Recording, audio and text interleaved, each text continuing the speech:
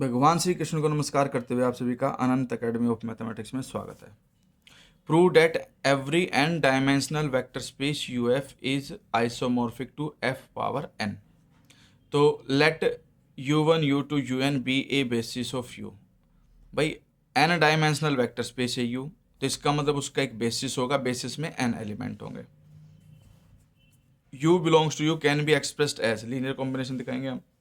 U equal to A1 U1 A2 U2 AN UN A1 A2 AN सारे के सारे किससे बिलोंग करेंगे? स्केलर फील्ड F से।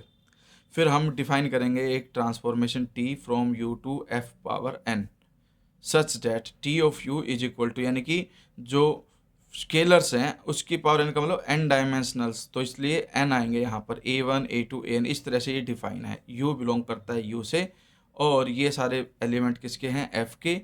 n डायमेंशनल होने की वजह से इसमें इस तरह से लिखा जाएगा। फिर लेट v मानते हैं कि भाई B1 U1 plus B2 U2 plus BN UN, ये आपका U से बिलोंग करता है। फिर AU प्लस BV लिखेंगे।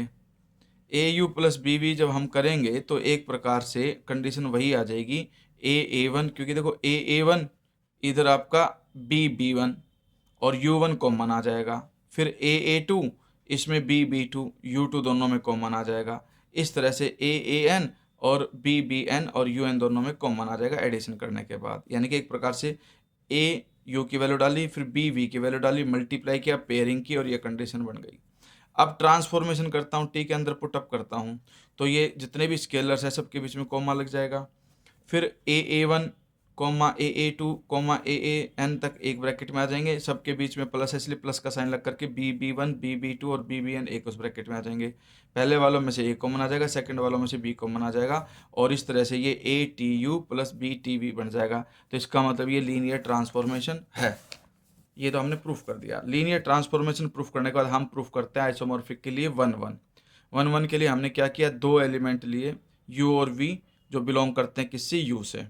तो U is equal to A1 U1 plus A2 U2 plus में AN UN। उसी तरह से V आपने वही ले लिया, B1 U1 B2 U2 BN UN। अब T ऑफ U का मतलब जो स्केलर्स हैं मल्टीप्लाई में उनका बनेगा एक, और TV में B1 B2 BN का बन जाएगा। अगर ये दोनों इक्वल हैं तो ये दोनों ब्रैकेट एक दूसरे के इक्वल होंगी। और कार्टेशियन प्लेन के अंदर हमारे पास ये कंडीशन होती है कि अगर ये दोनों ब्रैकेट इक्वल है तो ये तभी इक्वल होंगी जब करस्पॉन्डिंग एलिमेंट के इक्वल हो, तो यानी कि A1 B1 के इक्वल हो, A2 B2 के इक्वल हो और AN BN के इक्वल हो। तो एक जनरल केस में AI is equal to BI for all I is equal to 1 2 3 up to N तक। तो देन फ्रॉम 2 एंड 3, अब 2 एंड 3 में जो कंडीशन लेकर के चले थे कि भाई दो एलिमेंट U और V इक्वल हो गए, क्योंकि AI और BI इक्वल हो गए, तो इसका मतलब ये कंडीशन U की है और ये V के दोनों इक्वल रखे। और यहाँ से हमारे पास A1 B1 के इक्वल है, A2 B2 के इक्वल है और AN BN के इक्वल है, इसलिए U इक्वल टू V आ गया। और ट्रांसफॉर्मेशन इक्वल होने पर अगर एलिमेंट इक्वल आते हैं तो वो क्या कहलाता है? 1 1 कहलाता है। अब लास्ट में हमारे पास बचा सिर्फ onto. Finally we show that T इज ऑन टू। उसके लिए क्या करोगे? A1 A2 AN बिलोंग करके लेके चलोगे FN से arbitrary, then A1 U1 plus A2 U2 plus AN UN is belongs to U।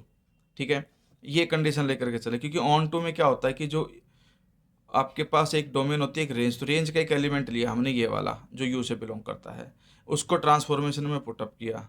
Sorry, range का एलिमेंट ये है, उसके रिस्पेक्ट में डोमेन में एक एलिमेंट लिया, उसको ट्रांसफॉर्मेशन में पुट करो और हम देखते हैं कि हर एक A1 A2 AN के लिए एक प्री इमेज आ गई। तो इसलिए क्या है आपके पास? ये ऑन टू है।